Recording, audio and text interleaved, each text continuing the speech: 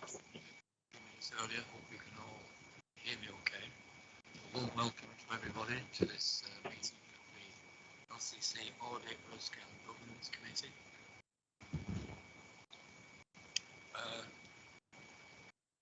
Some general information first from me and then something specific about using microphones.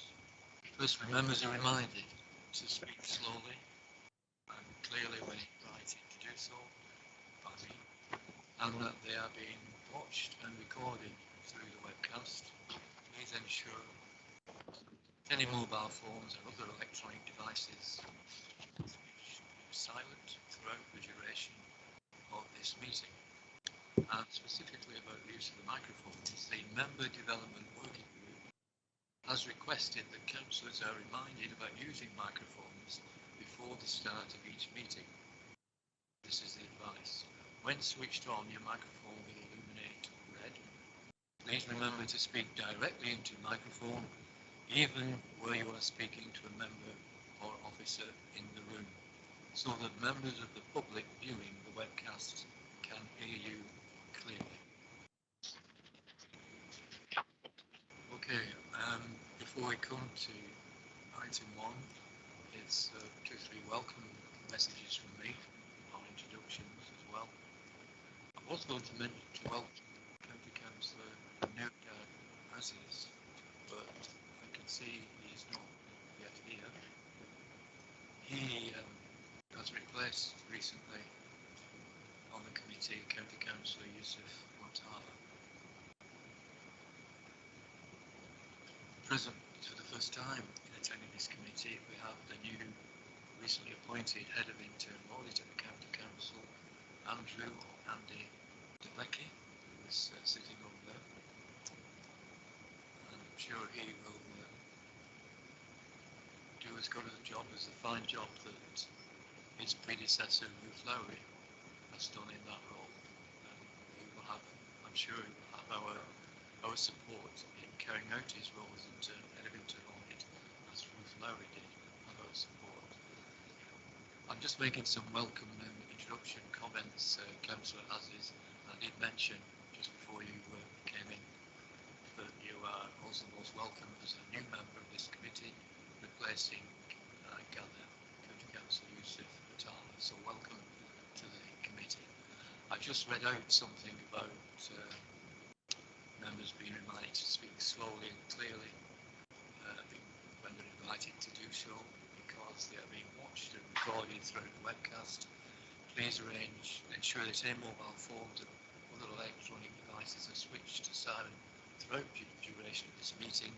And also I would also say it again for your benefit, Newdad, that the Member Development Working Group has requested that councillors are reminded about using microphones before the start of each meeting.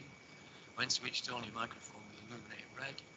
Please remember to speak directly into your microphone, even when you are speaking to a member or officer in the room, so that members of the public viewing the webcast can hear you clearly.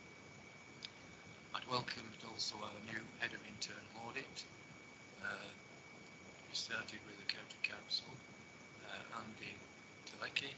Perhaps he could stand up for your benefit. This is Andy Delecki, new Head of Internal Audit, who's got a report on the agenda. And there are Paul and Stuart, who are also welcome again from our external auditors, Grant Thornton. And also welcome those watching the meeting through the webcast. Item 1, apologies for absence, or any. I should mention that one of our committee members has recently opted for, and I've agreed to it just very recently, County Councillor Osman Arif has joined us, is in the meeting, but virtually via MS Teams. Also, by that same method in attending the meeting is Mike Jensen, the County Council's Director of Investment, who will be speaking to us in relation to agenda items 4 and 5. Item 2, are there any pecuniary or non-pecuniary interest to disclose? Take that as a no to each. So we now come to minutes of the meeting held on the 18th of October 2021. And I'd like to be proposed as second on the current record. Chairman, I'm happy to move those.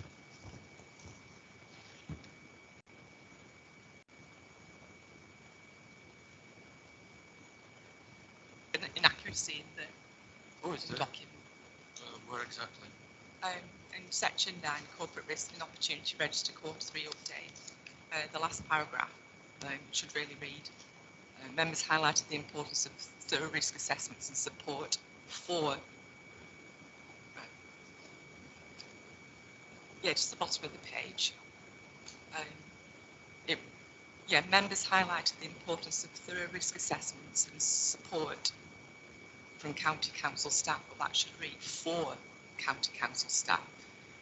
And if I give you the context, we were flagging up the issue around safety within frontline services, i.e. libraries, where most councils aspire to have their surgeries.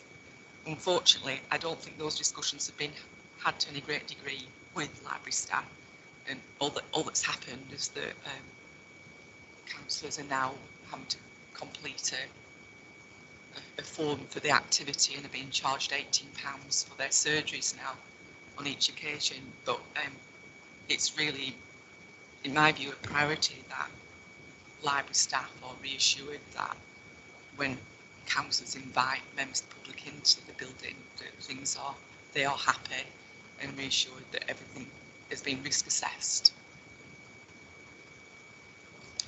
Thank you, Julie. Yeah, that paragraph, are you okay with that, Paul? Because if that word on that second line is changed from to for, that paragraph in the first sentence is dealing with the safety of staff, and the second sentence is also about council safety. Are you okay with that? Yes, Chair. No problem. And that's all correction. So are you okay to propose that we agree them subject to that correction? Just thank officers for addressing the other safety issues. I think it gets referred to in another document, looking at lone working, and that's very, very welcome. Quite innovative, actually. Thank you very much. Okay, thank you. So subject to that change, we've agreed the minutes. So we now move on to the first of two items. This is agenda item 4 in relation to Treasury management activity, our strategies. So it's over to you, Mike, please, if you can just give us the key messages from this first report, please. Sure. Do you hear me okay? Are you hearing me okay? Okay. Yep. Jolly good. Firstly, apologies for not being there in person. I'm self-isolating ahead of some surgery, so I'm stuck here for a few days. Right, Treasury Management Activity, April to November 21. This is a standard regular document that's presented to you, Chair, outlining the activity in the 6-month period. They're covered. The main factors that I wanted to draw out are obviously the big news. We have started to see increase in UK interest rates. Although the first rise didn't occur in the period, it did occur in December, a rise from 0.1 to 0.25. Nothing huge, obviously, in the context of historic rates, but it does act as an indicator as to what the Bank of England is thinking will be the direction of travel over the next 12, 24 months. And obviously this is driven predominantly or almost exclusively by the sudden burst in inflation, not just in the UK, but in all Western economies. We're seeing numbers in the region 4 to 6% for CPI, that's Consumer Price Index inflation. The most recent print for the UK was 5.4%. The Bank of England indicate that they expect to see 6% in the next few months.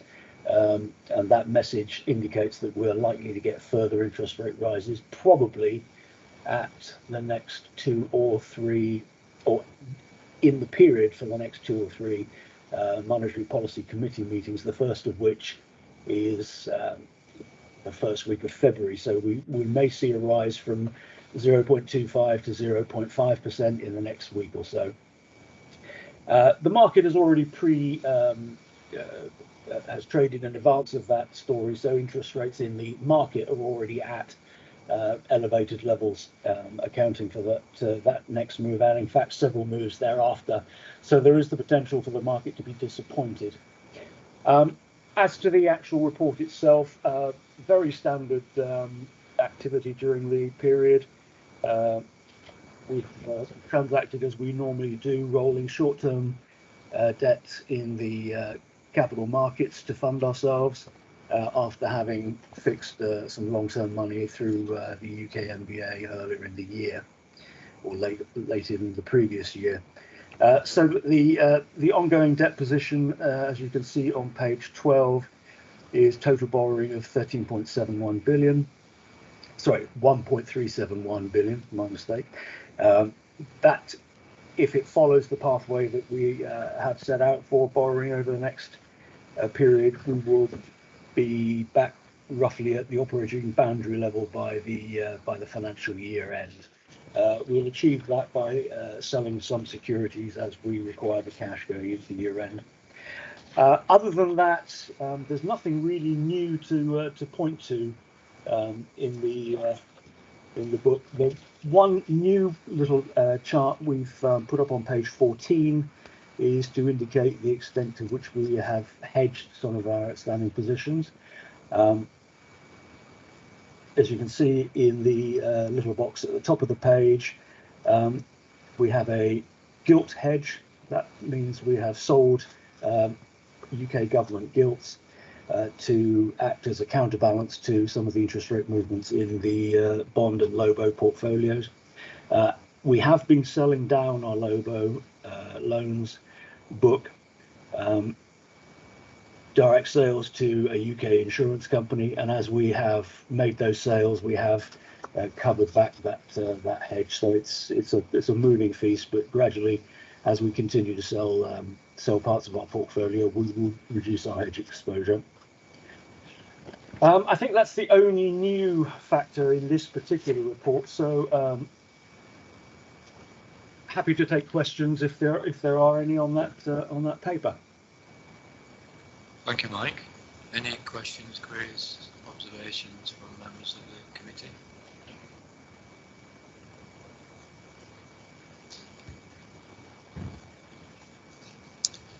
Thank you. Thank you, Mike, for your comments. And my name's Jeff Cooperthwaite. I'm the lead member for resources, so I see quite a few of your figures. But the question is, you mentioned future interest rate rises. I just wondered how that's going to affect the council's performance, financial performance, in the coming months and years. There will be an effect as we see short-term rates rising, as we do fund ourselves partially in the short-term market. But as you will have seen from previous reports, we did fix a substantial amount of the council's debt last year via a 40-year bond issue via the UK Municipal Bond Agency. That fixed some of our long-term rates at just over 1.7%.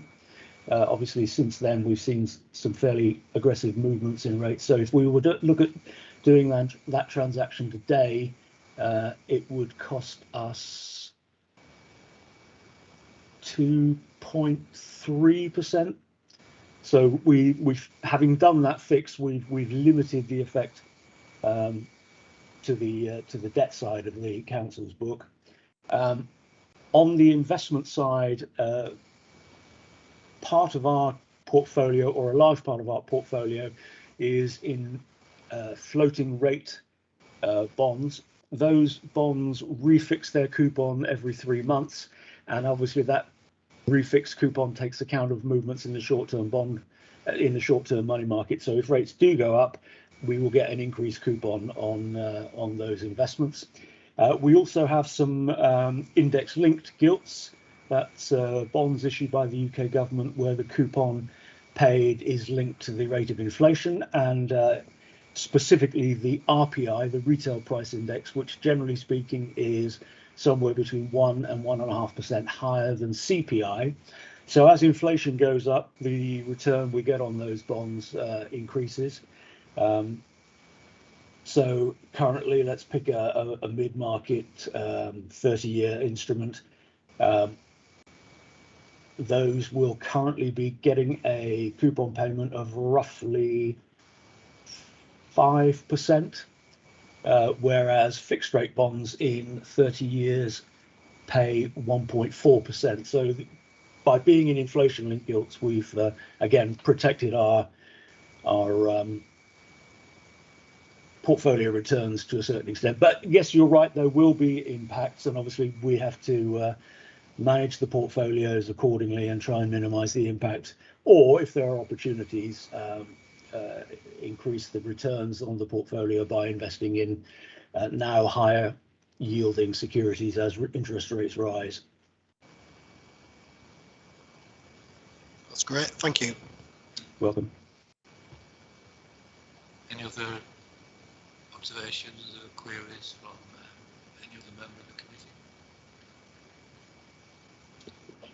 Yes, Councillor Aziz. Thank you very much, Chair. Just following on that point, in terms of your current rate of return on the investment portfolio, as measured by all-in clause, it's around 0.85%, which compares favourably against SONIA, which averaged 5 basis points over the period. Given obviously what you've just touched upon, do you expect that to increase significantly over the next quarter? Do you estimate that to stay around the 0.85% mark? I think for the quarter November to February, although we'll look probably November till the end of the financial year, I do expect that rate to creep slightly higher, probably of the order of 25 basis points, depending on what the Bank of England do. The one thing to point out is that Arlene Close measure the coupon yield on the portfolio. They don't take account of any of the capital gains that we make via by portfolio management. So the big number, or the bigger number that we report most years as P&L for the portfolio is based primarily around those capital gains rather than the coupon interest that we receive. So in the period December and January, we did have a pretty good time of it, so we should see a decent increase in the banked or the booked capital realized on the portfolio, but we are likely to see extended periods of volatility in February, March, which, as always, one wouldn't want to sort of place any bets on at the moment, because we still have quite a lot of volatility that are going to be driven by financial markets, by the next inflation print, by how aggressively the Bank of England do expect to move. There were some stories going around in the economist community over the last few days that the bank may decide to start increasing 50 basis points at a time. I think that's unlikely, but if that were to happen, then obviously the moves would be exaggerated. And then, of course, we've got the political risk, which obviously is maybe higher now than it's been for some time. And frankly, that's anybody's guess as to what that might do to the market. Generally speaking, political risk increases market volatility, increases the expectation or the possibility of extended moves which are bigger than the economics would forecast. So we have to watch out for those carefully. But obviously they can't be predicted, because does Mr. Johnson end up resigning? If he does, how does the government look to replace him? Does that bring forward the possibility of an early election? All sorts of variables which, frankly, at this stage I wouldn't want to comment on, and I wouldn't want to estimate what impact they would then have on the market. Thank you. That's very good. Thank you. Any other comments, queries, questions? Have we got Mike available on this one? Okay, well in that case, thanks on behalf of the committee, Mike, very much for your presentation of that report. I take it, members, that we're okay to note the review of Treasury management activities report. Yes, thank you very much. So it's over to you again, Mike. This time agenda item 5. Inevitably, a much more voluminous, shall I say, report necessarily on Treasury management strategy as proposed for the coming financial year, which I take it, correct me if I'm wrong, isn't proposing any real change both on investment strategy nor on borrowing. And of course, the importance of this is that this is to go to the full council budget meeting as an integral part of those considerations, because not least the borrowing requirements and the relationship with the capital programme. So over to you, Mike. Certainly. Thank you, Chair. This document, the Treasury Management Strategy, is very much an iterative document. We look to make small changes year by year. No revolutionary changes, just incremental changes to generally work to the overlying principle that I've managed with the Council's Treasury Management policy in the 12 years I think I've been here now, which is to concentrate very much on reducing wherever possible the risks of the portfolio, of the various portfolios, to themselves and therefore overall to the finances of the authority. And this document follows that path very much. And in fact, this year we've probably made fewer changes to the document than we have in the past, because frankly, I think after 12 iterations or 11 iterations, we've probably got pretty close to where we want to be. The only factor that does come into play is obviously in the past 10, 11 years, we have seen steadily reducing interest rates, and therefore the overall portfolio skew has been to react to those steady decreases in interest rates and how they have affected the borrowing costs and borrowing portfolio for the authority, and thereby how we've managed the cash reserves of the authority. Now it looks like we're going to be in a period of sustained interest rate increases, so we need to a certain extent shift our focus, and that shift in focus is to effectively use part of the operations we have previously set up within the Treasury Management Strategy in terms of interest rate hedging or other risk hedging. The difference this time now is that obviously we start to see an increase in interest rates, so we actually probably now need to start thinking about how do we utilize that hedging ability. And the other additional factor is that in the past we had the strategy in place, but effectively we didn't have the operational plumbing in place to do some of that hedging. We didn't rush to put it in place because there was no need during those previous periods, but now we do perceive there is a need. So we have established the mechanisms which will allow us to transact. We have appointed Royal Bank of Canada as a clearing agent on our behalf for exchange traded derivatives, and we will add other derivatives as we see appropriate going forward. That allows us to use those markets to hedge some of our interest rate or other risks. Other risks include inflation, yield curve risk, and some other rather more technical factors which affect specifically long-term both borrowing and investment. That's a function called convergence. Won't explain now because the maths is quite difficult, but it is something we need to take particular account of. We have so far only transacted one specimen trade just to make sure that the plumbing was operational, but as we now have confirmed that it is operational and the necessary background accounting and monitoring works well in conjunction with the Arling Close risk reporting package that we see on a monthly basis, we are confident that we can now start looking at appropriate risk reduction strategies as we see them become necessary. That said, we continue to have a very flexible portfolio. As I mentioned in the previous report, a lot of our investments have floating rate coupons, so they automatically take account of the of movements in interest rates to increase our portfolio return. We have some inflation-linked securities, which again, as inflation rises or has risen over the last 12 months and possibly for another 6 to 9 months until base effects start to drop out, have managed to increase our portfolio returns. And obviously, as I mentioned earlier, we have done 2 large capital market transactions to fix some of our long-term debt costs. So we're not in a position now where we need to finance at higher rates.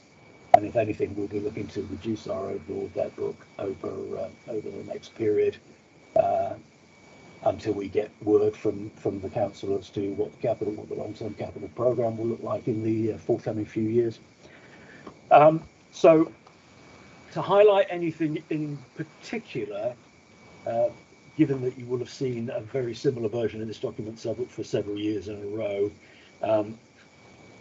is probably slightly onerous, and I will assume that I will take the actual report as read if that is okay. Other than those points on hedging and risk reduction, I think everything else is pretty close to the reports that we have brought to you in the previous couple of years. With again, one slight change of emphasis in the approved counterparties section. The original matrix which we worked to was created when the UK government was AAA rated by the credit rating agencies, and obviously we've seen that rating slip over the last few years, predominantly driven by the Brexit process and how that's likely to change the fundamental economics of the UK.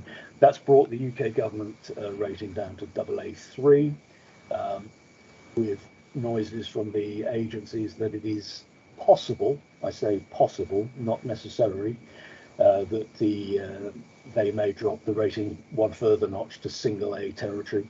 So what we've done this time around, which we haven't done in the past because we didn't feel the need, but we think we're closer to that point now, is we've adjusted our credit matrix to take account of that reducing UK rating, as everything in the UK effectively is priced to the central government rating.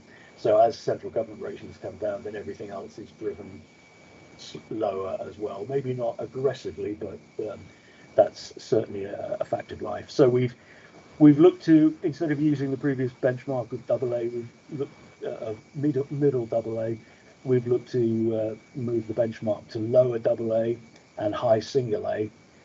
And effectively, that's also, as that's the rating of the council, single A1, that seemed an appropriate balance point. If we're happy with our credit rating, then we should also be happy investing in other institutions which have a credit rating equivalent to ourselves.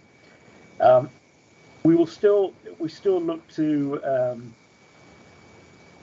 take a low risk approach to that, even with low ratings. So for example, in most bonds in the capital markets are unsecured. That is, there's no underlying security which you have rights to should the bond default. But some parts of the market, in particular housing associations, their bonds are secured by their housing stock portfolio, and therefore that adds an extra level of security. Obviously, the practicality of ending up owning a whole bunch of social housing is not necessarily what we'd want, but we assume that doesn't happen given the credit strengths involved. So on going forward from page 27, 28 and 29 is the revised grid, and some notes as to things like housing associations and what we plan to do there, and some also notes on UK bank bail-in. The one thing we don't plan to go back into is the UK banking sector for unsecured investments. That was obviously the mainstay of the council's investing book back in the early 2000s, and so far we have not seen, with one or two very small exceptions, we have not seen the UK banking sector rebuilt to the level at which their credit ratings start to go back up. So we've put unsecured bank deposits or unsecured bank securities to one side. We do still invest in securities issued by those banks, but secured by either their mortgage books or other securities, like in fact loans to other local authorities. Loans to other local authorities, but unsecured is still off our agenda, and I think that will remain off the agenda until we get to the point where their balance sheets are being rebuilt enough to justify those going back into that market. But I don't see that coming anytime soon. I think if anything, the economic picture for the UK 12-18 months forward is looking decidedly opaque. So I don't think in this document, or I would guess probably the next year's document, we're likely to make those changes. So I'm happy to take specific questions on the report.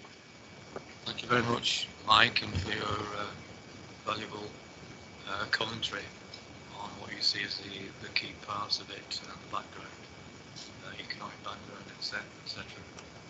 And you say the political background is something else. Before I throw it open, so to speak, just a quick query from me. When you were last speaking then about the approved investment counterparties, towards the bottom of page 29, last one paragraph, it mentions a new category of bonds in companies which are owned by governments, or a new category in our list. On the second sentence, it mentions EDF bonds. Can you just confirm, what does EDF stand for? EDF is Electricité de France. It's the I won't say it's the only electricity supplier in France, but it's certainly the main electricity supplier in France. It is owned. The corporation is owned 85% by the French state and 15% by entities which are themselves owned by the French state, state pension funds, etc. They are active in the UK. They are the preferred supplier of UK nuclear energy. So they are currently building the Hinkley Point power station, which is obviously a huge undertaking, and has government guaranteed support. Effectively, the government have given EDF a guarantee of electricity pricing that they can on-sell once the program is up and running. So that's very solid. And we believe after last week's announcement by the government that they were providing £100 million for development of Sizewell C in East Anglia, that they will be the main provider of the next big project in the UK, another multi-billion-pound transaction in Suffolk, I believe, which again we think will come with guaranteed electricity pricing from the UK government. So the pricing is guaranteed rather than the project is guaranteed, but if the model is similar, then it'll represent a very secure transaction for EDF, and it's likely to get bigger as the original partner for EDF in those projects was the Chinese state nuclear building company, but the UK government is keen to extricate themselves from that agreement and effectively remove the Chinese interest, giving more of the project rights to EDF as probably the only corporation certainly in Europe and America who could build the project. Hitachi in Japan could possibly come in and bid for those Chinese contracts, but they've not expressed any particular interest to do so far. So at the moment, the reason we look to invest in EDF bonds is even though they are effectively state-owned, they're not trading as though they were state-owned. They're trading as though they were a standard corporation with a normal set of shareholders. So there's a dichotomy there between the pricing. There is talk, and there has been talk for a few months now, that the French state may, rather than running the current shareholder arrangement, may just fully nationalise the body and make it part of the French state operation. So that's the one possible change that might come through there.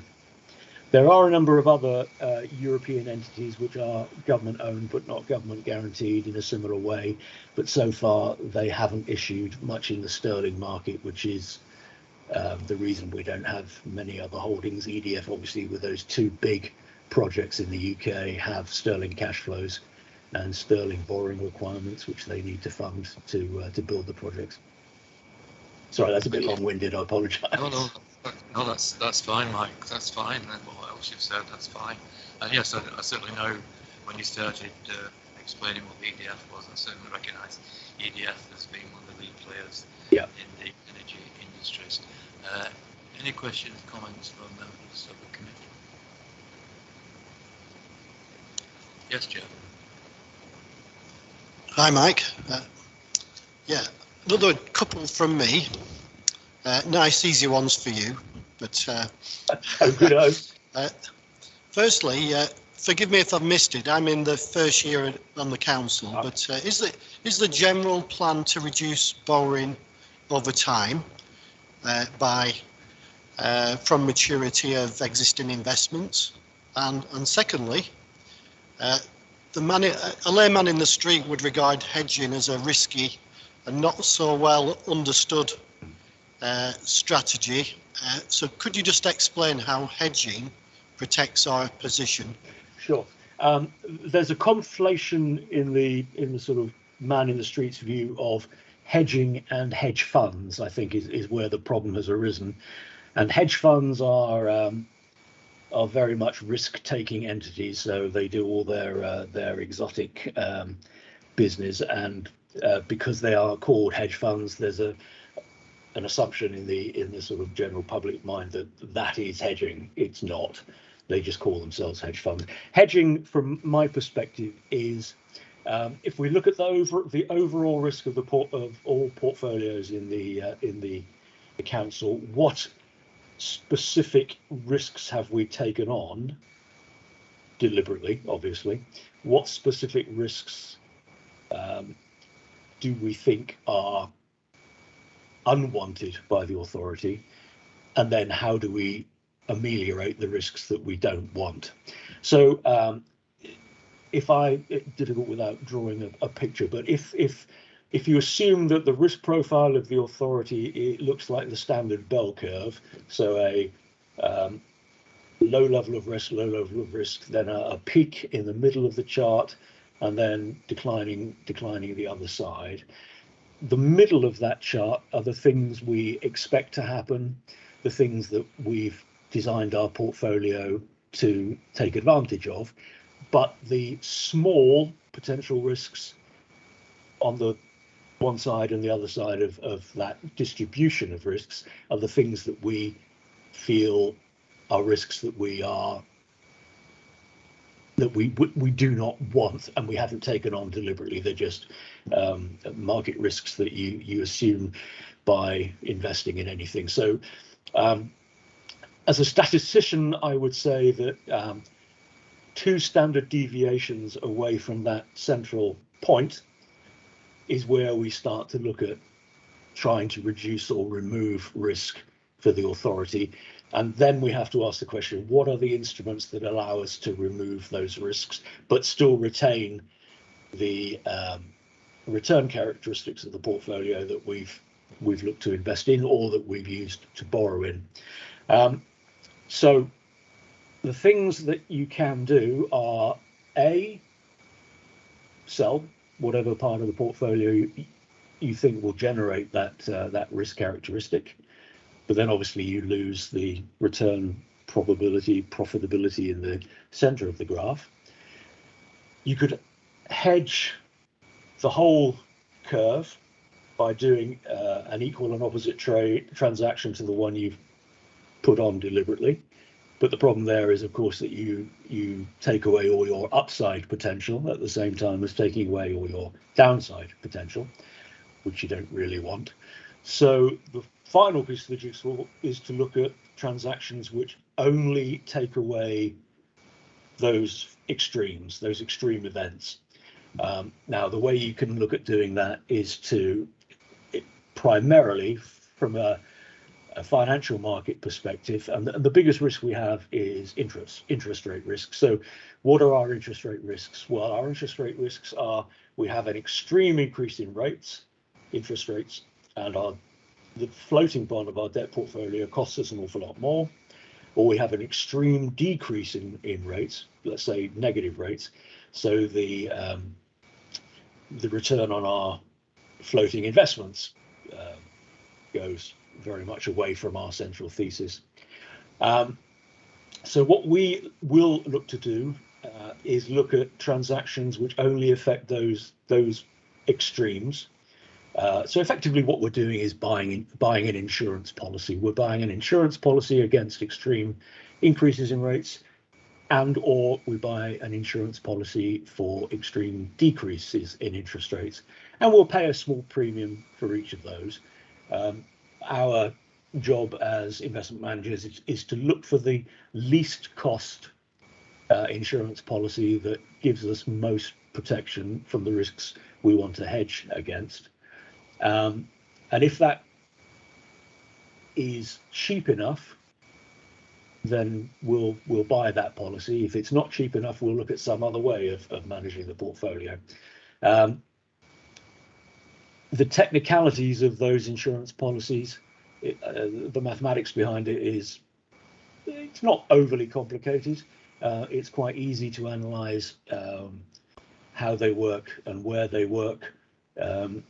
From a market nomenclature perspective, effectively we're looking to operate in the interest rate option space. So we look to buy an option on a particular outcome, particular negative outcome, and then we have to determine if the cost of that insurance policy is appropriate to the size of risk that we're looking to hedge, and effectively the financial cost of that event happening. So if the financial cost of that event happening is, let's say, £1 million, and the insurance cost is £10,000, then obviously that's a pretty good cost to reward calculation, and we would probably look to pay that small premium. If the price of that insurance policy is £500,000, then obviously it's the risk balance is not appropriately skewed. I'm happy and would be very happy actually to do when we do our next training for the committee, to cover the options market in the sort of headline detail, how the mechanics work, and how the liquidity is developed, how it's produced for the market, and how we can therefore take advantage of it. I think it's quite difficult to explain a relatively complex area in short order, but that's the very basic of it. We don't want to hedge the usual outcomes. We only want to hedge extremely dangerous outcomes, either side, either upside or downside. So Councillor Cooper's raised other point as well, Mike, about his question, I think, was about, is it the expectation over time to reduce borrowing by use of it? Yes. Oh, sorry. Yes, that was the other point, wasn't it? The authority, I guess, the level of debt will always be driven by future capital programs. Let's say I'm not the accountant, so Khadija may have another opinion, but it's my belief that the debt level of an authority is driven by its potential capital programs going forward, and obviously the historic capital programs that have occurred in the past. as always, the question when funding a program is it best to fund from internal resources, or is it best to fund from the public debt markets? And given the gradual reducing interest rates over the last 10 years, it has been, from a value for money perspective, much cheaper to borrow to fund capital programs than it has been to use internal resources.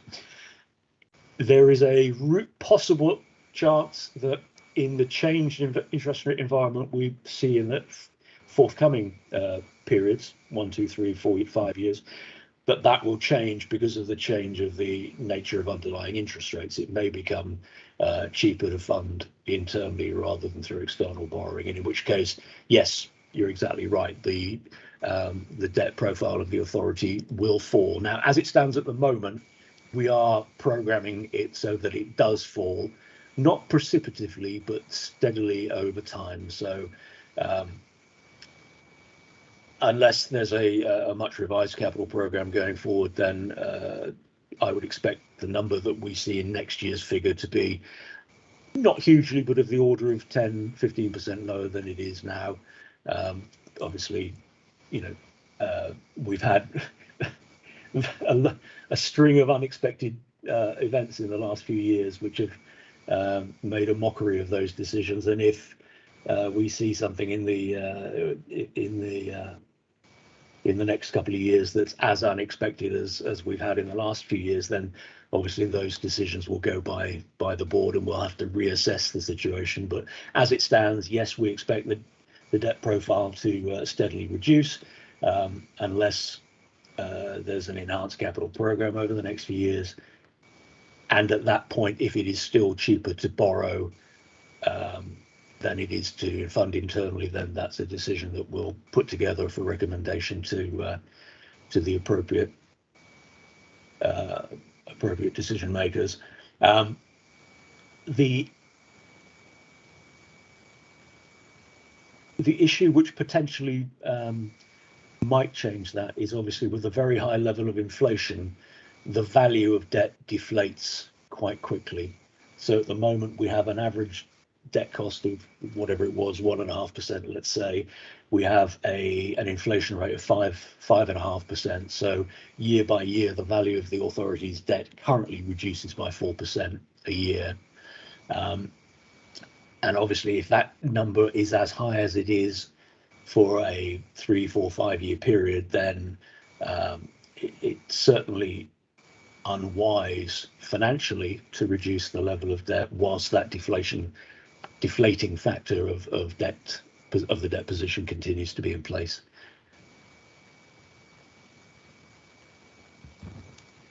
That's great, thank you. Thanks for your hard work in performance of you and your team.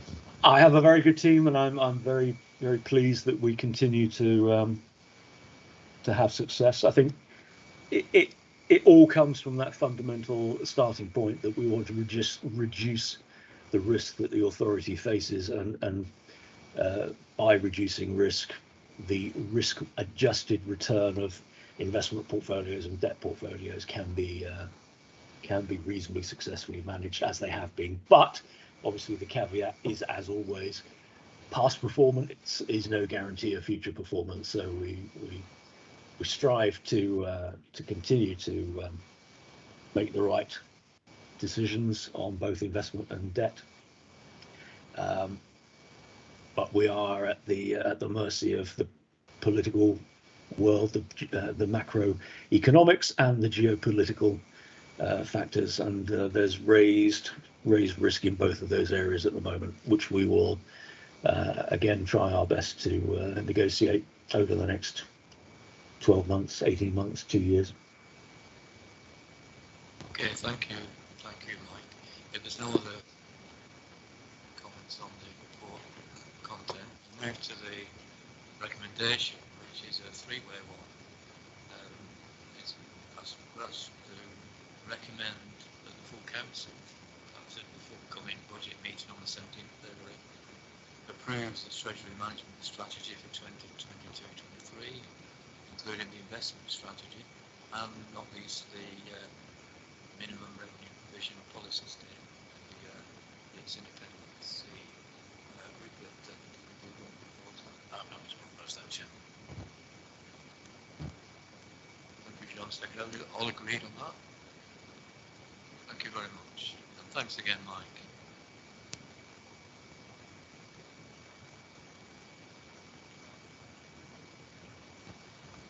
Okay, we're going to come now to agenda item 6, which is internal audit progress report. Before I hand over to Andy Delecki, I just want to catch up on an announcement I should have been at the beginning. Even though Mike has mentioned a couple of times political ramifications that we don't know about, I should mention, and the real reason is that I just didn't mention this at the beginning, that is that I'm expecting, quite understandably, to say at the beginning of our meetings that this committee operates, although it's politically balanced in its membership, it's expected to be non-political, atypical, independent with a small I in the way we approach the business that we are expected to cover per our terms of reference. So having said that, I'll hand over to Andy, please, if you could present give us the key points as you see it from your report, please. Thank you, Chair. This is my first to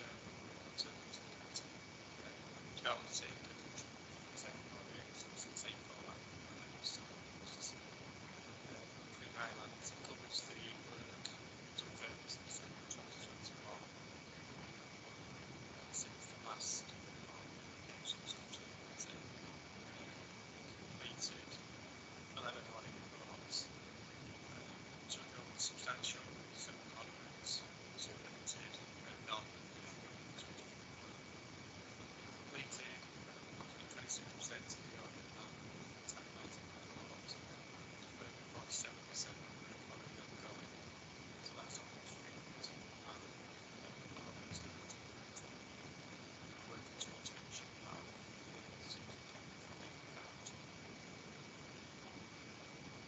There's ongoing work with the advanced certification program, also highlights the levels of assurance statements for each audit. Take you through each one, just highlight the 2 substantial audits, financial planning and data control, substantial audits, financial forecasting, realistic spending, data assumptions.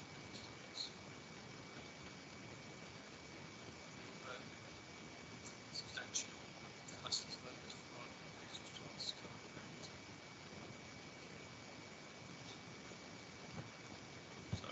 Yeah, I was wondering about Mike, I think we're okay, but I'm wondering about everybody else here. Speak a bit nearer to the mic, I think it would be better. Is that better? Don't to start from fresh. I was just on financial planning and data control, saying that's one of our substantial assurance where there is a robust financial forecasting in place, realistic current spend and income data assumptions. The other substantial assurance is the lessons learned from the organisation's response to COVID-19, and as to whether health and safety and resilience service works with emergency response teams and management teams to capture the learning from the COVID-19 response. From that, we looked at various areas of governance, resources and communication information, developed 16 recommendations to make further improvements. Check before this committee of the 16 recommendations, 11 are due to be implemented further to 2022, 5 were due to be implemented in 2021, and yet 3 of them were fully implemented and 2 were almost implemented. Those ongoing firms making progress on their recommendations.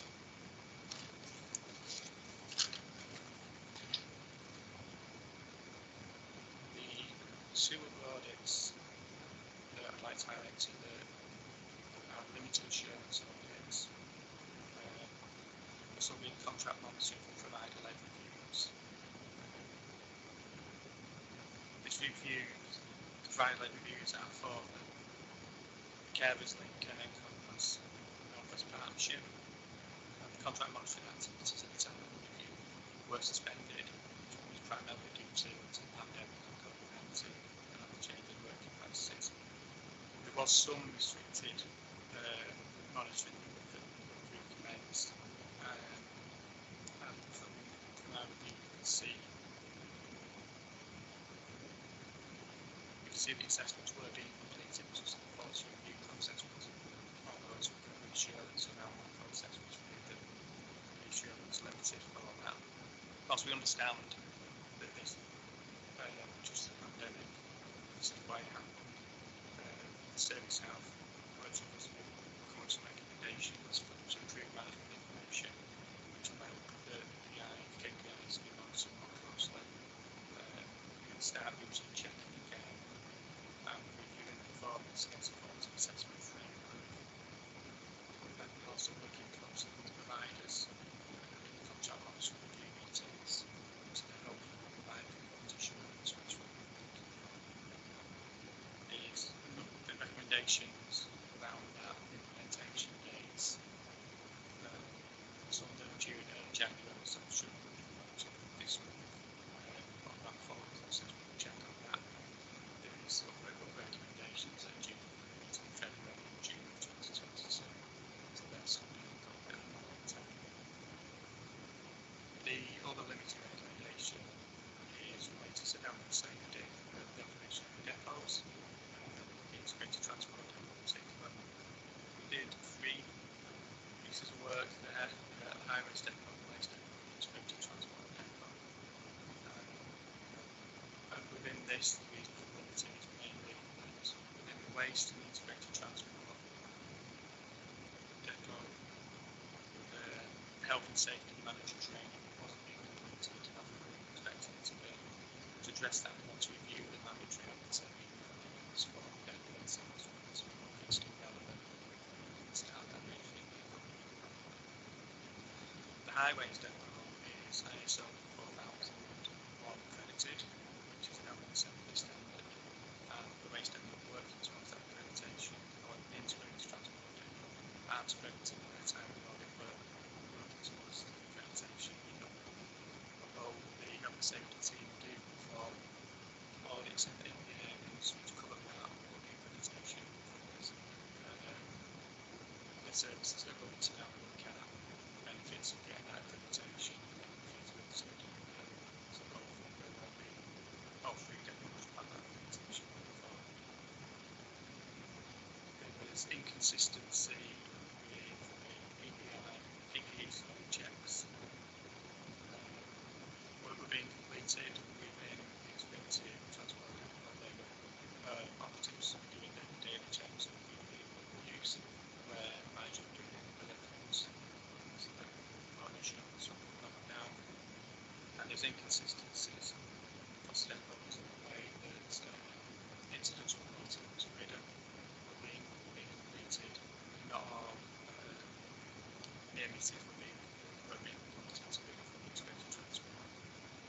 That means to make sure we make lessons learned going forward. And again, we want to look at their reporting procedures on the basis of what they're going forward. Recommendations at the time were reading them into that work 21, so we'll also follow that letter and see if that's been fully implemented. The report also highlights the work done around following the recommendations. It gives an overview of the recommendations that we've made and their current status. It provides details on completed recommendations, any percentage of and then superseded to go for responding services.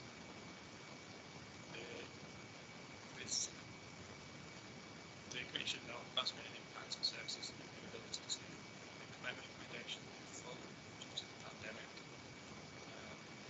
Services are working towards the implementation, but as processes have had to change to different working arrangements and services down to the pandemic, nor recommendations have never been necessarily relevant to the times that might not be used. We have a system of monitoring recommendations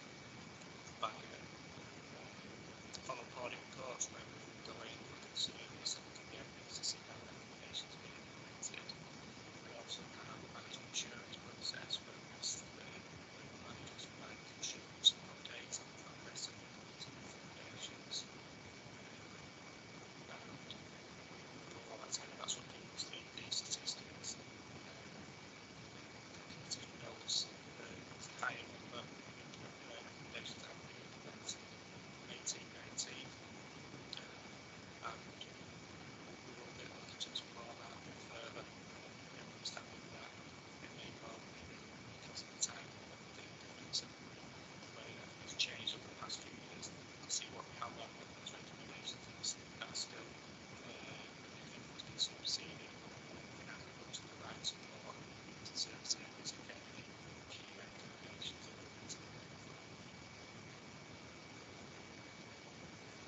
The last part of just a couple of amendments to the audit plan for this year, as previously agreed,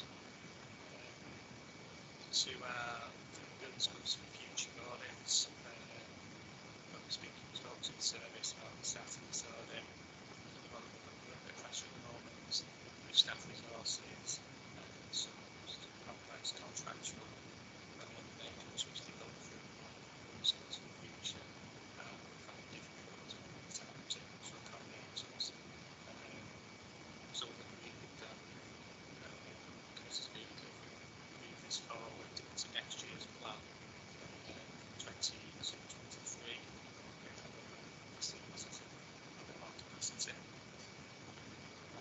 Similar situation in catering, schools catering service, where it's got to account the nutritional value of the school meals, the catering service provided. I think nationally there's pressure on school catering services due to the pandemic and the changes that are coming anxious, same pressures. There's also large procurement exercise going on at the moment, the size or increasing size to get enough interest to generate that procurement process to expand value. So quite a few pressures on the service at the moment. So we agreed again that we move this to next year's plan on this, and the service has got pressure on better positions so it's supported going forward. Those are the key elements. Questions from anybody? Thank you very much, Andy, for taking us through all the parts of your report. Okay, I'm going to go into myself, but before that, I'll hand over to Councillor Bailey and then Councillor Chair. Thank you, Chair. Just looking at the two follow-up actions agreed or delayed, I can well understand the school catering service. It's been chaos in schools over the last couple of years because of COVID. But the building schools for the future, it says there is no contract manager in place, and so can we defer that? The ability for a PFI to go spectacularly wrong without a contract manager in place there is a significant risk to this authority if they're sticking through bills to us without them being monitored. Can I have some assurance that whilst we might have a specific contract manager in place, that is being looked at, we're not just paying bills as they arrive? Yeah, they are shown costs because they're contract management, but it's not the only resource that's there. The contract is being monitored and they take specialist advice as well along the contracts. So it may not. I can appreciate when you might feel that there's no contract management being left, but no, the service are managing the contracts and are monitoring the resource going forward. It's just that obviously with that resource not being in place, it makes it a bit more difficult for us to spend the time with the audit team to perform the work, and that would take pressure away from the contract time and pressure on to monitoring the contractors and other ones. So yeah, it's not just being left. Okay, Councillor Shedden. Yes, thank you very much indeed for the plan. I see you now got 68 audits, and you look to be on target for the last quarter with the 24% still to do. I think that's pretty well normal. So I think Nod will say that you're pretty well on target to finish that audit plan. Can I just say on some of the assurances, I'm pleased to see the outcome of your look at the administration of the scrutiny function, and I like the words the following actions will further enhance the operation of scrutiny. I think they're very common sense. I think everybody in scrutiny will welcome them. I did notice, and you've referred to the two limited assurances you've given. I was going to ask quite a few questions, but I think you answered most of them. If we just look at that to remind ourselves, that was the contract monitoring provider-led reviews, particularly there, and again in integrated transport service. Will you be looking at putting these issues into the next year's audit plan, albeit maybe look at them later in the year, but is that something you would look at doing where you have a limited assurance? Just starting the audit planning process now for next year, so we're considering all reviews on these. Ordinarily, we'll be looking at picking these up on the follow-up audit planning process, so going in and seeing how they've implemented the recommendations and progress made, rather than do a full review. We would normally just do that follow-up review and look at an areas and to give more assurance and the implementation of the mitigating goals with assessment. We could look at it again, if there's value in doing that, but normally we just want to follow the process.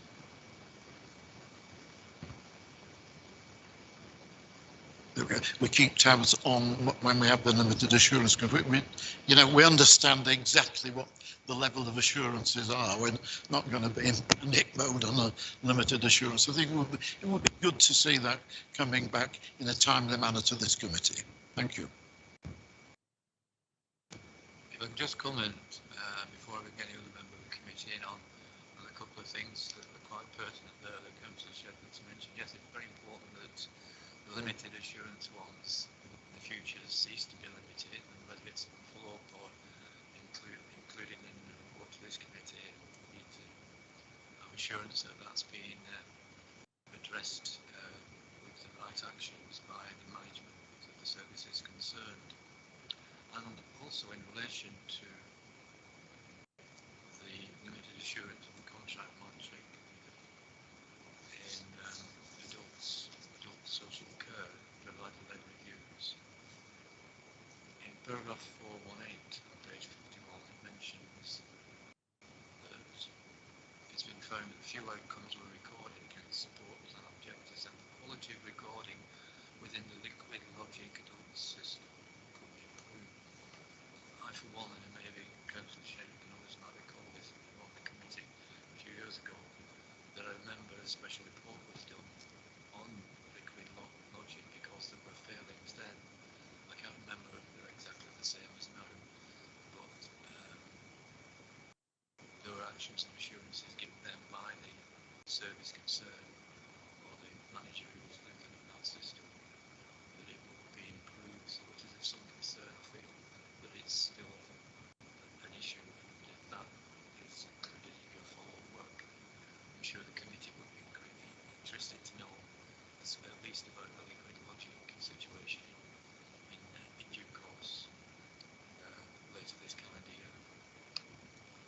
And yes, on the scrutiny one, that's interesting as well, because later in the agenda, within the report from our external auditors, Grant Thornton, I think it's the first of the two reports, at agenda item 8. Although when we come to that, we'll see there are no key recommendations at all on that value for money, etc. piece of work that's in this annual report that will go to the full council and the full council budget meeting. There is among the sort of advisory recommendations, if you like, one concerning challenges, opportunity challenges of accounting decisions. I like to scrutiny.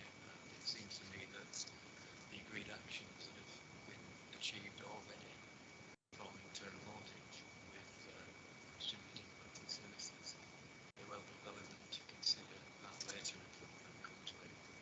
Not part of it anyway. Any other comments? Yes, Julia. Yeah, I also want to just comment and perhaps ask a question around scrutiny, and I applaud the council for its position with introducing scrutiny first, and that whole idea, that whole concept. I particularly applaud the council's aspiration to bring reports to scrutiny before they proceed to cabinet for decision. I can't stress how significant that is and how worthy it is, and thank goodness it's there, and long may that continue. Like I say, it's an aspiration and a huge challenge, but I just think it's a facet, a part of the whole structure of our council, that's the way, the process that we should be seeing. The only comment about it would be that what we also need to get to the same level is the councillor first approach. I think during the peer review it was highlighted there was quite a disconnect, and some councillors thought that other councillors were more worthy or you know, more equal, and this is in regard to, you know, being consulted, particularly about things that go on in their division. So if next time we come to an audit meeting we see something around, think councillor first, I'll be a happy person, thank you, and I'm sure my colleagues also will be, so thanks very much for that. I also want to mention 6.4 on page 55, the school catering service. When I first read it, you know, I just think about a service that's under particular pressure, that we've almost had to step back because they haven't had the capacity to put people out to actually do the audit, and obviously Councillor Bailey referred to chaos in schools, and obviously we know about chaos in our nursing homes too. Down to the pandemic, well, I think there's more forces operating than just the pandemic, you know, as far as the scale of the service and service delivery that we have in as a job we have to do in Lancashire, with being the largest education authority, and often that could, you know, we should be perhaps looking at the scale of how far are we asking to source our supplies and where our deliveries are coming from, and perhaps we need to be also thinking about Lancashire first rather than an expectation that our contract should be with bigger organisations outside our immediate realm. And my instinct would be to say that service is under pressure, that's where our attention should be. So I hope in the timeline we've got for audit that we give it some priority, really, because sadly I don't think everyone ever envisaged that in the autumn our school children were down to having soup and sandwiches because we just didn't have them. They just couldn't source, you know, a reasonable offer nutritious food, and so it's a concern to residents and parents, and on the education scrutiny side as well. So anything that comes back early doors would be most welcome. But you know, I just commend internal audit for doing what they've managed to achieve, considering that there was such redeployment and stresses on all services. So well done. Thank you, Julie. Councillor Barry. Yes, although paragraph 6.5, although the one you referred to talks about the contracts with the county council for buying in food necessary for the catering service, yes, 6.4 is about catering service, which of course isn't universal. It's not all schools buy into that service, but the more they buy into it, it's better overall, win-win situation. And indeed, on the remarks about councillor first, yes, councillor first, yes, that's certainly on the councillor's website. It's something people, including officers, may I suggest should have regard to. You want to come back on that? I certainly do. It's the comment you made about our schools buying into our service. Well, from a scrutiny perspective, it's all the schools within our districts are under our scrutiny, regardless of who they are under, and particularly with the detachment and movement away from our services, it's going to be even more difficult for us to scrutinise and audit. But we still have that responsibility to our schools and to our nursing homes. Okay, thank you. Any other comments from members of the committee? Okay, I just want to come back on something that's understandably Andy Delegate referred to, and that is the table, section 5, page 54, where it gives an update on follow-up actions that have been agreed with management, internal audit, agreed with management. Clearly, it's the services management that are expected then to put in place the agreed improvements. So some of this historic information, and as Andy said, it goes back to 2018-19 financial year. But it must be of some concern that in that year there's no less than 280 cases relating to that year, and of those 17 are high risk, 160 medium, etc. And as it says, I think Andy said, like he said, it needs to be looked at to monitor these and see which of the ones, if there are any that are not applicable anymore, but there may be the ones are. So clearly we'll be looking to in the future, I'm sure, as a committee, to see that there's some positive catch up on those, so that those agreed actions internal audit have agreed to be done by the services concerned are in fact pulled through. Okay, so I take it we're okay to, we've considered the report, we're okay to note it and take it. Thank you very much. So we move on to item 7, summary of complaints from the conduct that have been dealt with by the conduct committee. I recall that last year, for the first time, we had this report. So, as advised, I agreed with the Director of Corporate Services, Law Sales, it's appropriate to come to this committee. We recall correctly, we had 2 members, the 2 independent members of that committee who attended and were able to comment on what the report showed and the findings that were appended to it. Paul, you want to say something? Yeah, thank you, Chair. Nothing really to add to the report other than to say the number of complaints continue to be relatively low. Most of those complaints are dismissed at the first stage, and you'll see that in the report. After the elections, code of conduct training was given to all new councillors as part of the induction. Just to say for information, the Political Governance Working Group is reviewing the current code in light of the LGA model code, and will be reporting back to this committee with its findings and recommendations in due course. Thank you, Paul. And your last comments, of course, relate to what had come before this committee before in relation to that model code.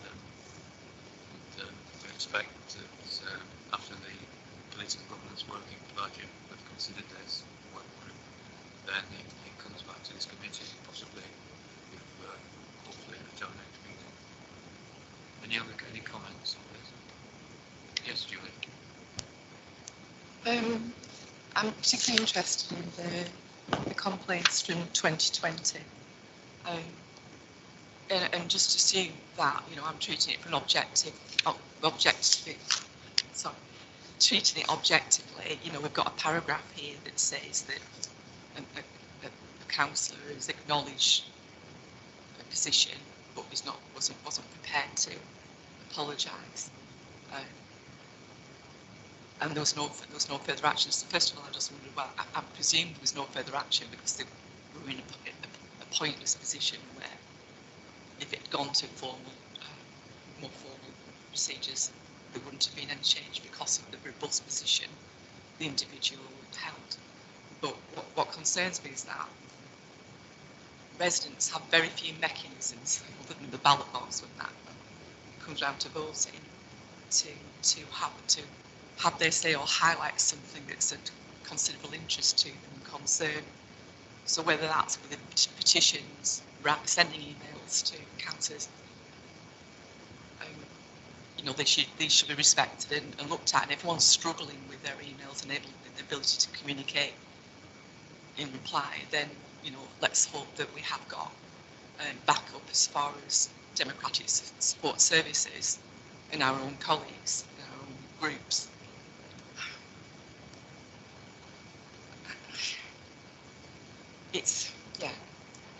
But when someone holds a position in within an administration, a council that holds a position. We don't have something like ministerial code, but we obviously believe that we coming in, we hold, you know, we have the Nolan's principles of public life to uphold, and fortunately, I think to a great degree we all do that. So I just want to put on record that sanctions aren't there really there, so there was no purpose in pursuing a formal situate process. So sanctions really are inadequate, particularly, and very sadly, there wasn't the apology, but yet see out in the greater domain, it's brought us into disrepute to some respect, because there was almost like a defence was people were dealing with significant issues, or residents as individuals and as families and as campaigners are also struggling. They've got their own pandemic issues that are affecting them greatly. But to disregard them, throw emails away, and not apologise, is just inexcusable. And I just think, you know, we can't condone it, but there are no sanctions. But that went out into the public domain. Comments were made about people scoring political points and being equally childish. Well, how dare anyone question what a resident's concern is? You know, when they send an email, we just need due respect. Like I say, just hope we don't see anything like this ever again. Thank you for your comments, Julia. Yeah, it may be limited what can be done on the civil side, so to speak, civil actions as against anything criminal, where again, then the law, criminal law would come in if there is any criminal activities. I'll bring in Councillor Bailey and then ask Paul Bond to respond to both. So, Chair, I think it's slightly inappropriate to discuss what appeared to be a particular incident. I have no idea what.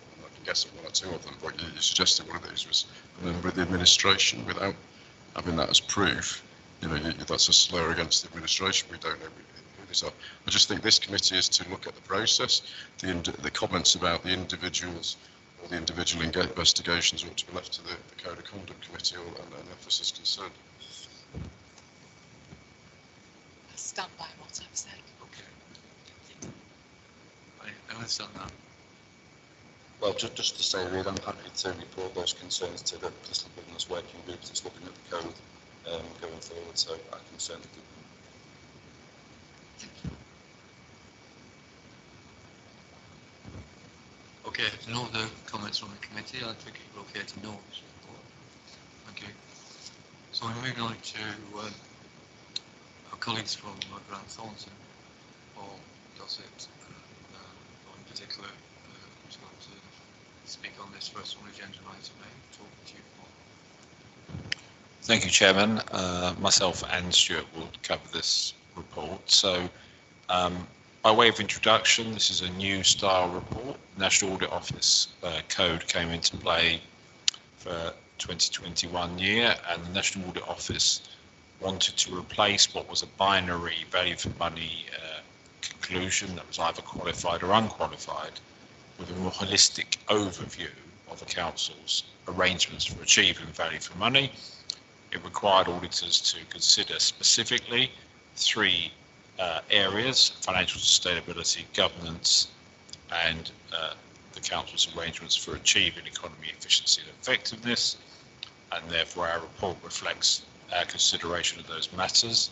The structure of the report that the National Audit Office Code requires is that we make statutory recommendations if it's a very, very serious matter, like you see in some of the reports in the public domain.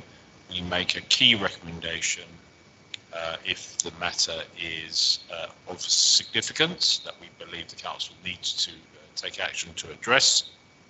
And we have improvement recommendations, which are where we've identified something where we've considered the council's arrangements against the criteria set out by the National Audit Office and made some improvement recommendations there. I'm pleased to note from the council's perspective that the recommendations we do have are improvement recommendations. We have no statutory recommendations, or key recommendations in this report. Officers obviously are currently working on a response. We've had some drafts through on that, and we'll obviously take that forward in terms of response to those those improvement recommendations. If I just hand over to Stuart, we'll just take you briefly through some of the key highlights, and then obviously we're more than happy to take questions from members.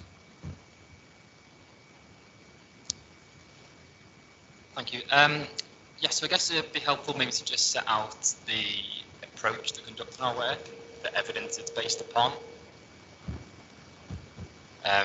So in relation to the new NAO Code of Practice, we developed a work programme for all of our clients in order to set out how we can assess the council's arrangements.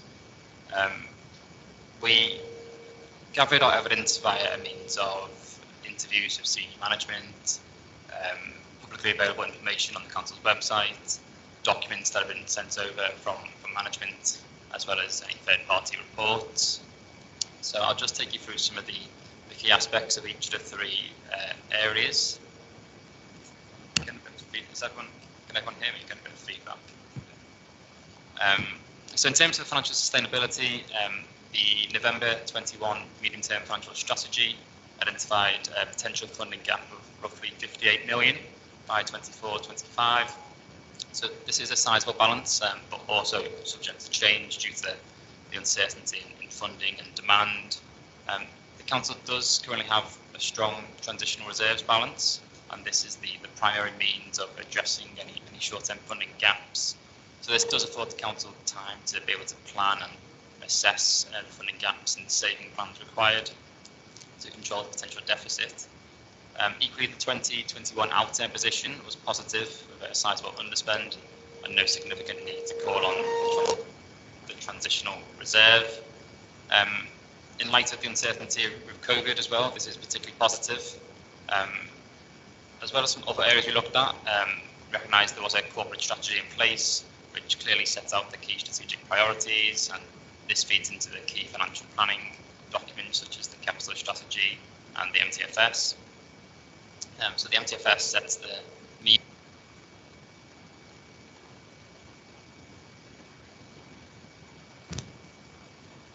Yeah. Kelly, what you're saying, but there's this interference.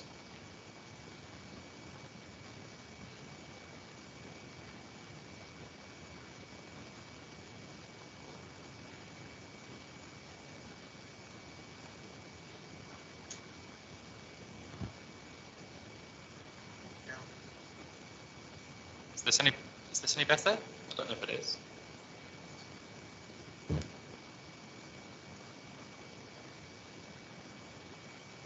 They're giving you a different mic to use. Is this any better? Or is it? Yeah. That is the different. Okay. Okay. So yeah. So the MTFS sets the medium-term plan for the council's finances, and we found that reasonable assumptions were being made, scenario analysis was being undertaken, and the most likely outcome was being applied. The MTFS was updated regularly for changes in demand and funding, and particularly during 2021 in relation to assessing the impact of COVID-19 and ensuring that this was being factored into future financial plans. So the scale of savings to be delivered over the future financial years does remain significant, and there was roughly 25 million of savings delayed for 2021 due to the pandemic response. In addition, there's a further 24 million or so to be delivered across future years. So obviously, should the COVID emergency response continue for a protracted period, there may well be further slippage. So this is a key area to be monitored going forward. Overall, in relation to financial sustainability, we found council to be well managed, with a high level of understanding of its budget position, budgetary pressures and savings required. In relation to governance, we did note that some areas have been affected by COVID during the period. This is set out across both the governance and the COVID-19 sections of our report. So two of the key areas here related to the arrangements or alternative arrangements for reviewing the corporate risk register. and the capacity of internal audit to deliver their plan. In terms of the corporate risk register, a comprehensive register is in place which assesses the risks based on the likelihood of them occurring and also the impact if they were to occur, and this is what we would expect. As a result of COVID-19, reporting of this was suspended and service level situation reports were introduced. These were presented on a weekly basis to the corporate emergency response team, which sets out the impact of the current service delivery, mitigations and any other issues. And then the corporate risk and opportunity register did recommence reporting to Cabinet in September 21. In relation to internal audit, as the committee is aware, the majority of internal audited staff were redeployed around April 20 last year to frontline roles, and the head of internal audit opinion was supported by other assurances such as internal audit staff experience within the organisation, discussions with senior management, and an understanding of the council's future direction of travel. So whilst we understand the unique challenges the pandemic presented, we were satisfied that there was no evidence of any significant or pervasive changes to control procedures at the council during the past year. It's noting that a full internal audit team is back in operation for 21-22, with a number of internal audits already completed, as at November, that they all had moderate or substantial levels of assurance. Despite this, there was at least a risk in the prior year that the overall system of internal control was compromised. However, positive assurance ratings that we've seen for 21-22 already provide some evidence that there were not any material failings.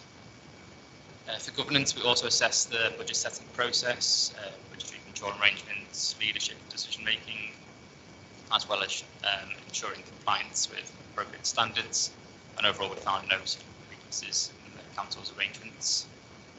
In terms of improving against the 3 E's of economy, efficiency and effectiveness, in this area we also engaged our advisory team, Money experts, in assessing how the council assesses economy, efficiency and effectiveness. So this involved performing benchmarking analysis to identify particular areas of high spend during the council. Then our advisory team discussed these with the heads of service. So 2 of the key areas identified were adults and children's, which I don't know comes as a massive surprise, with adults making up a significant amount of the council's spend and also a large proportion of savings plans. This is obviously a key area for the council to focus on to meet medium-term ambitions. We also looked at the progress that the council was making in working with partners, and it appears that some good progress has been made in relation to relationships with the districts and County Deal, and also with health bodies, with Lancashire and South Cumbria ICS. So overall, we were satisfied that the council had appropriate arrangements in place to ensure it manages any risks to oversight, ensuring economy efficiency and effectiveness. As mentioned earlier, there were a small number of improvement recommendations in our report linked to financial sustainability and governance. So these were some minor areas where our review identified scope for further improvement. However, our overall assessment of the arrangements in place was very positive. So happy to take any questions, Chair. Thank you, Stuart. Any comments or questions from members of the committee? Yes, Jeff. Yeah, thanks for that report. And firstly, I'd like to say how well it is set out as well. Very easy to read, and for somebody like me, it's bullet points are much better than pages and pages of writing. So thanks a lot for that. I found it quite easy. A couple of things. Would you say it looks like we have fairly strong systems in place, and the findings are not on the major side? And also, the other thing I would pick up on as well, the value for money side, page 84. That was my only concern as well. We're on the very high side for the 4 areas you mentioned, and one particular bugbear of mine, especially when I was a school governor, was the amount of supply cover and agencies. Very high expense. Is that what you're saying as one of the recommendations, that we need to tackle that? The first question, general point to think, obviously, I think first of all, relatively early in the cycle of all our clients in issuing these reports, obviously, the statutory requirement for the publication of this document changed from being linked to the accounts to being within 3 months of signing the opinion. And obviously, I've seen there hasn't been a huge amount of the council's audits signed off yet, and likewise the annual auditor's report issued.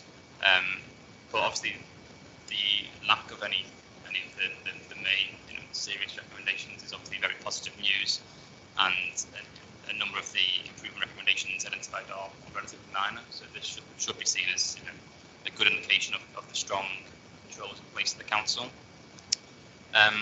In terms of the key areas identified, for the high cost, so the benchmark analysis was performed, and those 2 areas were highlighted as being very high in the spectrum. Obviously, I think tried to sort of capture in paragraphs that the council were likely aware of this and it didn't come as any great surprise, and that arrangements are in place to try to address these issues as well. Thank you.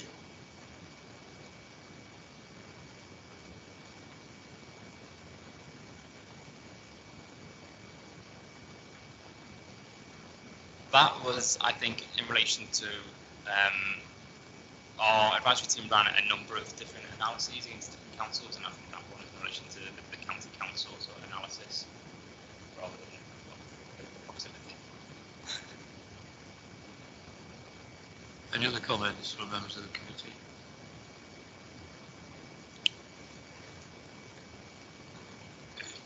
Probably not right to pass on without commenting on, although there's no key or statutory, as it's been described, overall recommendation on document, which is good. There are however, there are 5 recommendations that might be perhaps an advisory nature, albeit, but nevertheless they're in the report, aren't they? 2 of them are concerned with financial sustainability on overall pages 76 and 77. And 3 of them are relating to governance. Governance, not incidentally by any means, is part of the title of this committee. And there are 3 there. I have to say, although maybe because of timings, timescale of this report hasn't been available until very recently, but I was a bit concerned with the members of the committee sharing that the management comment on each of these 5 is the letters TBC, presumably standing to be confirmed. I'm mindful also that this report is required to go, I think it goes to Cabinet, but it goes to full council at the budget meeting, I understand, on the 17th. I don't know if members share this view, but I would hope that the TBC would change to something else by then.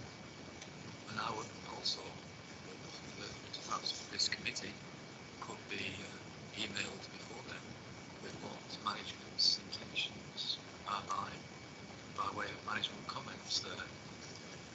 Because when you look at these briefly, well, time's going on, but we need to look at this. It's a very important report, as they all are. But on that first one, on financial sustainability, the recommendation is to be a clear distinction, or a clear distinction could be made between statutory and discretionary, i.e. non-statutory spending in the budgetary information provided to members and published on the web. I do recall, certainly in a previous administration here, that there was quite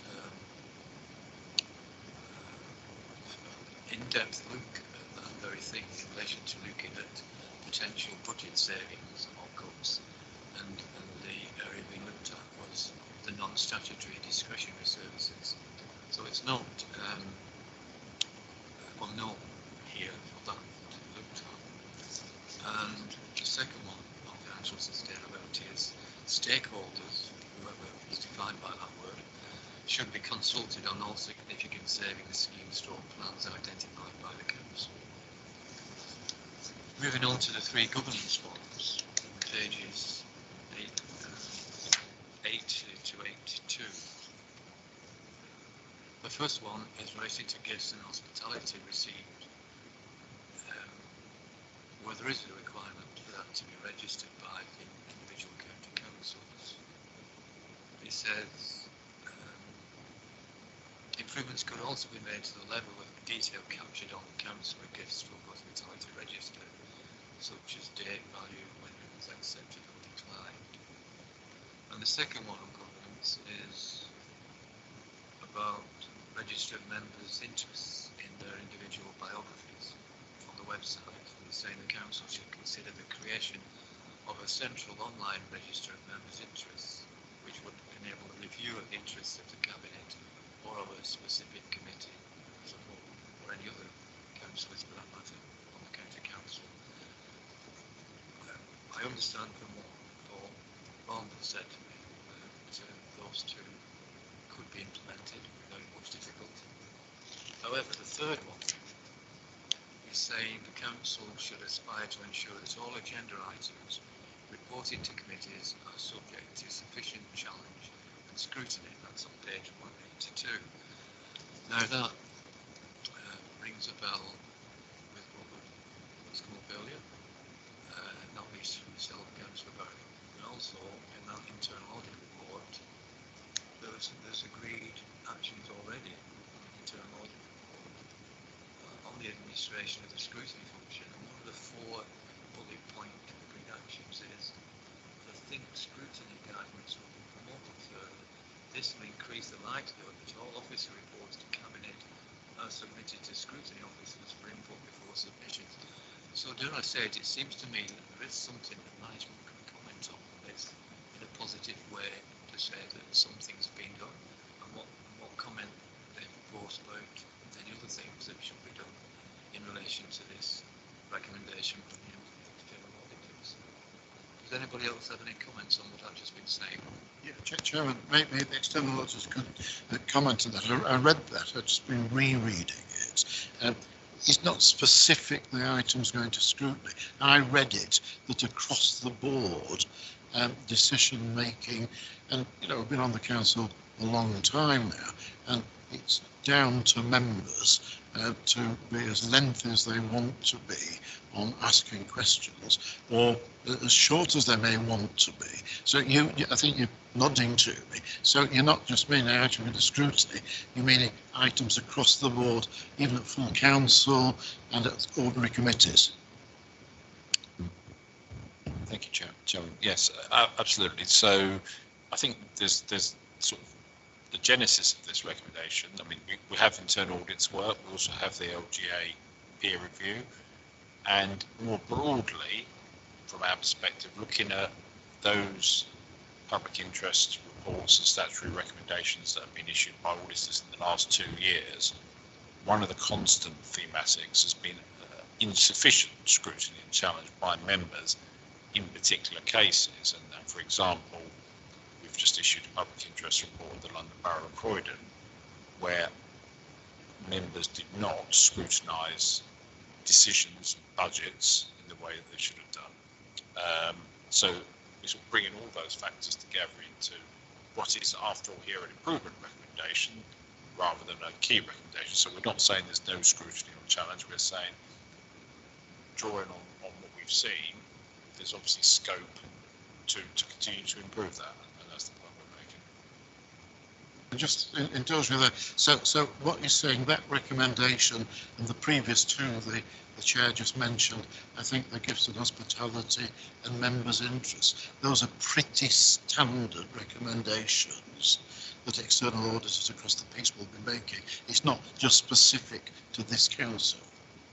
Well, in a sense, it's specific in that we've looked at, say, the gifts and hospitality arrangements and think they can be improved, and we've looked at that everywhere. So everywhere we've either looked at it and said it can be improved, which we would have done on many occasions, no doubt, or we've said it's satisfactory. So They are specific to this council, but they are in a context and they're issues that are looked at everywhere, and they're drawing on wider issues that we've identified.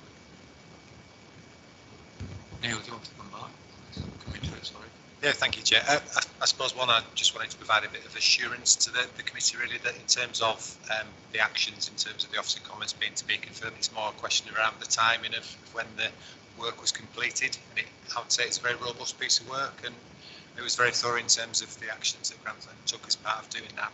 And we have had conversations about the actions in terms of that, and as you've referred to a number of those, there are some nuances in terms of things that it's not saying we haven't done those things or we don't do those things.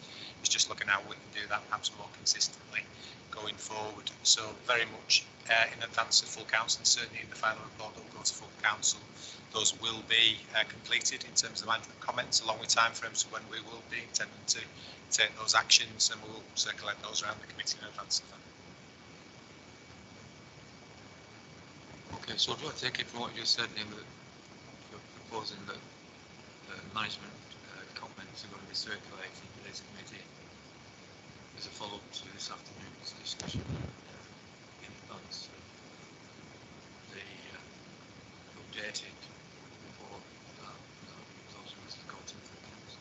Full council, absolutely. And as they cover, not just so from my perspective, finance but governance, there's just conversations with a number of key individuals to complete that feedback back into the report. So we'll certainly look to do that over the next week in advance of the full council report. Straightforward, as there may be in the case of that to do with members' interests and gifts and hospitality, but on the other ones, wouldn't there be any matters that members of the full council would have an opinion on that might affect it? I think that could well be the case, which I think is the intention. As Paul has said, this is a new type of report.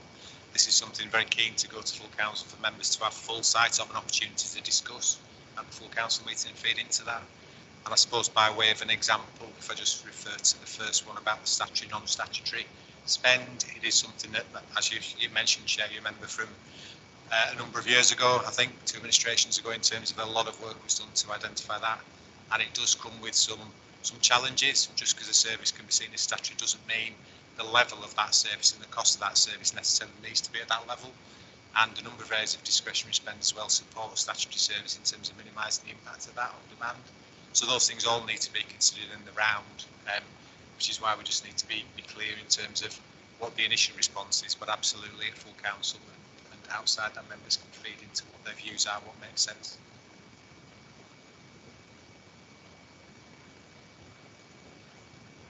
Okay, so I take it we're okay then to take note of the findings of in the report as per the recommendation, subject to management proposed responses to those 5 recommendations being circulated to members of the committee for their information ahead of the full council, and if necessary, obviously, as part of that, liaison necessary with yourself or Parliament around the involved sales and necessary as monitoring officer, those particular ones that she might be concerned with. Okay, thank you for that. So we move on to your further report from Grant Thornton, agenda item 9, please. Yeah, thank you, Chair. So this is our regular progress report, outlining our audit responsibilities for the year, and then at the back of the appendix to the report is also a number of articles and sector developments, both updates from within Grant Thornton and the wider sector. So the audit deliverables page on page 104 really sets out the key deliverables that we are to issue for the year. And so as can be seen, the auditor's annual report in relation to value for money was essentially the last item that we had to deliver for 2021 before work begins relatively shortly on the 21-22 audit. So that was the key thing really to mention, is that in December we issued our audit opinion on factual statements, as well as the teachers' pension grant certification. So those tasks are all complete, and obviously just finalising the auditor's annual report, which will be going to full council next month. The rest of the report sets out some information in relation to quality reviews of grant funds and audits from the FRC, and then, as I mentioned, goes on to a number of articles and reports across the wider section of grant funds, which I'm also planning to go into and share. But happy to take any questions. Any comments, questions from members of the committee on this one? No.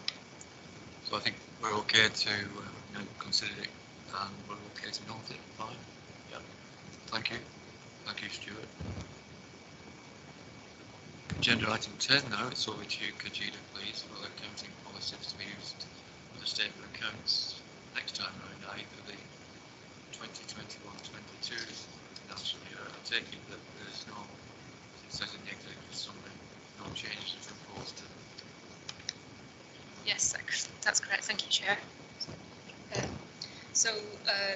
This report presents the accounting policies for the year ending March 22, and each year we present the accounting policies to the committee to consider and as a move for to proceed with those as provided under regulation.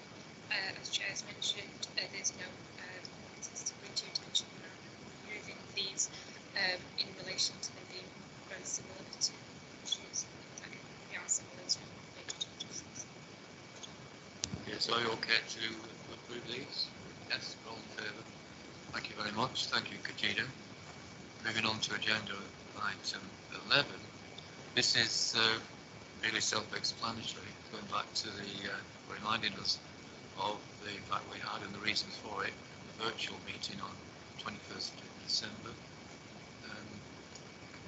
That's more or less it, isn't it? Yes, Chair, this is just really a procedural item, so the committee asks just to note the Chief Executive's decision. We're okay to note this, I take it. Thank you very much. Rob, you want to say something? Sorry. One, I want to know why it covers an urgent piece of business. And the second was the report states the number of overpayments, but there's nothing about retrieving any of those overpayments. Is that something similar? We're not on that one yet, Rob. We're on number 11. But we'll come to 12 or 12 here very soon.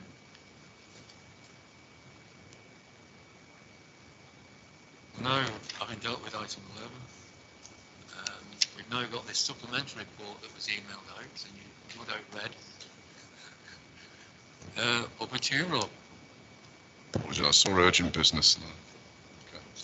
And this is under urgent business, as I understood. Yeah, sorry. The report states the two things. Well, first is why is this an urgent matter, and the second. Gives us the figures for overpayments, but there's no information there on any action to recover those overpayments. Can somebody tell me about that? I think I should mention before I hand over to Rob and or Neil that I think it's urgent business because it wasn't in the pack that was sent out, and I requested it that there needed to be a report because it was in the minutes of last meeting, and it was picked up on this occasion by an external auditor report at the last meeting. So I think that's why it's been described by Democratic Services as urgent business, because it hadn't been in the papers that had been sent out and needed to be. And I think Neil would confirm that if we want information, which is understandable to get, about the recovery situation of these banks or any non-recovery, then it would become a part 2 item, because it would be delving into information that's not been a public domain, as to that sort of thing. And we can certainly request that for the next meeting, and perhaps a follow-up, an update for the current year. But do you want to comment on that, Neil? Yeah, thanks, Chair. So I suppose just in terms of the report overall, I think it's an issue that's been raised a number of times, as you say, originally through an internal report, but looking back, not since 2018, which provided the overpayment numbers for the previous two financial years at that point.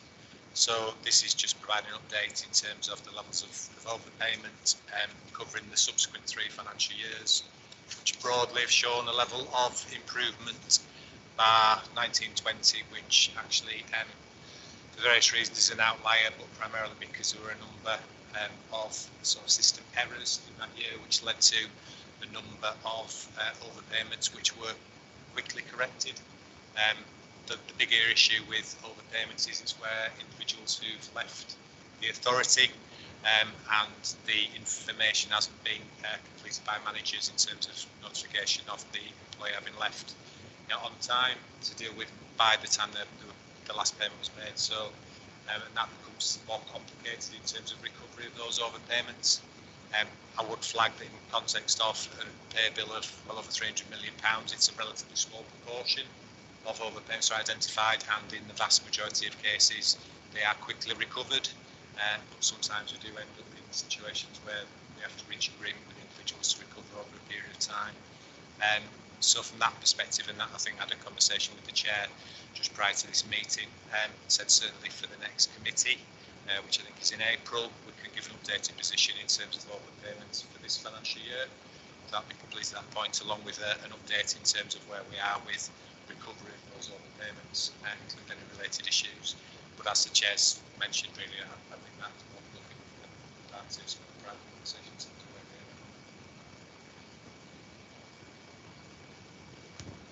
Okay, no other comments on this?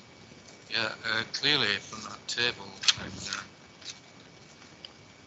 page 2 of the report, and it may not have been reported since then, there was a spike in this, so to speak, in the year 2019-20, albeit that there are 2 examples accounting for part of that increase. Yes, and it has been covered before previously, as the report says, from an internal audit assignment. And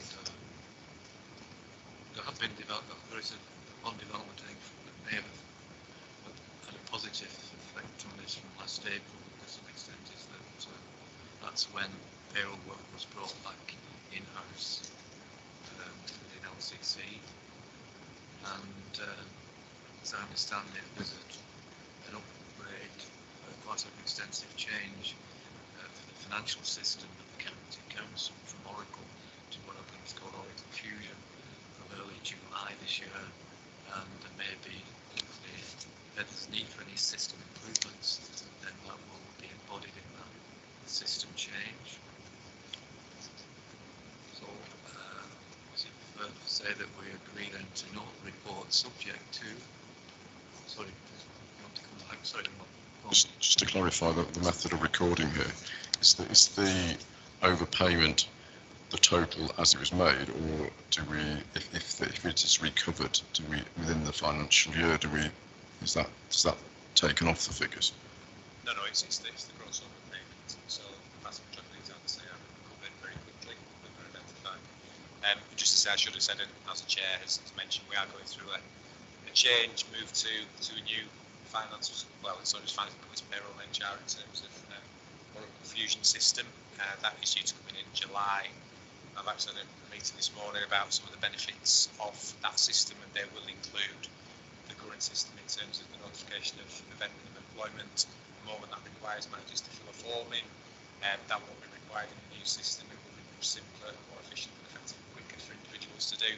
But what we need to do is ensure all managers are fully trained and aware of what they need to do going forward in the new system. So that needs to happen between now and the rollout system in July, which I think will need to.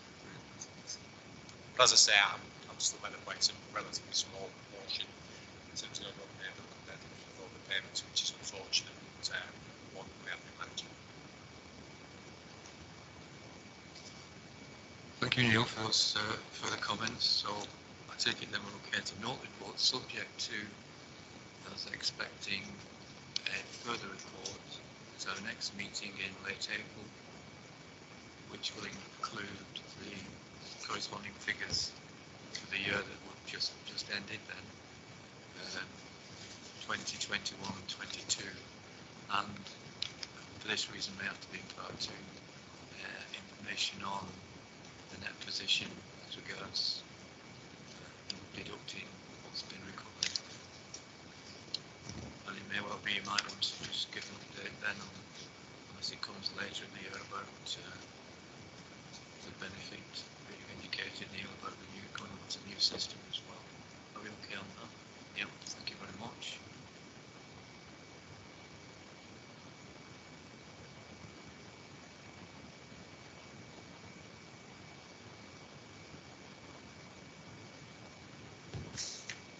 It only remains to be said now that our next meeting is to be held on Monday the 25th of April at 2 p.m. at County Hall, Preston.